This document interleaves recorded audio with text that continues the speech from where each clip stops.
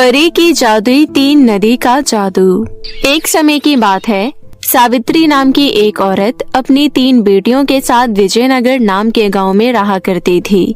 सावित्री का पति मोहन सेठ के खेतों में काम किया करता था और उसके कमाए हुए पैसों से ही सावित्री का पूरा घर चलता था। परंतु छोटी उम्र से ही काम करने के कारण वो बहुत कमजोर हो चुका था। इसलिए एक दिन जब वो खेतों में काम कर रहा था तो अचानक ही उसे चक्कर आते हैं और थोड़ी ही देर बाद उसकी अचानक ही मृत्यु हो जाती है।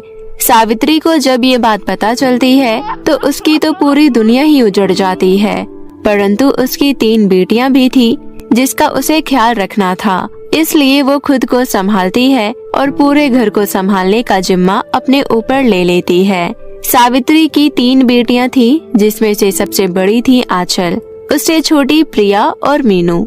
आंचल बड़ी होने के साथ साथ समझदार भी थी। वो अपनी माँ की दुख, घर की परेशानियों और बाकी सभी चीजों को बड़ी समझदारी से समझती थी, जबकि दूसरी ओर प्रिया और मीनू को केवल अपने आप से ही मतलब रहता था। उन्हें फर्क नहीं पड़ता था कि उनके घर में कैसी स्थितियां हैं, क्या चल रहा है क्या नहीं। बस उन्हें जो चाहिए होता था वो चाहिए होता था। घर का खर्चा, रोजी रोटी चलाने के लिए सावित्री सब्जी बेचने का काम शुरू कर देती है। वो गर्मियों की धूप में इधर से उधर सब्जी बेचती है और घर का खर्चा चलाती है। परंतु वो इतना कुछ कर कर भी अपनी दोनों छोटी बेटियों प्रिया और मीनू को खुश नहीं कर पाती थी, क्योंकि उन दोनों की डिमांड ही कभी पूरी नहीं होती थी। ऐसे ही एक दिन जब सावित्री सब्जी बेचने जाती है तो उसकी एक भी सब्जी नहीं बिकती। पूरे दिन वो इधर से उधर घूमती रहती है, लेकिन कोई फायदा नहीं होता।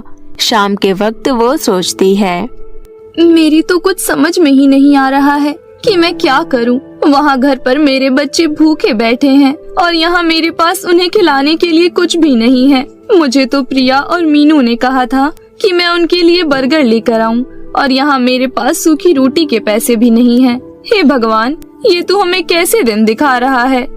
सावित्री ये सोच रही होती है कि तभी उसे सामने एक अमीर औरत दिखाई देती है जो अपने घर का बचा हुआ खाना एक गाय को डाल रही थी। सावित्री भागती हुई उस औरत के पास जाती है और कहती है, मेम साहब, अगर आपके पास ये खाना अतिरिक्त बच गया है तो कृपया करके मुझे दे दीजिए।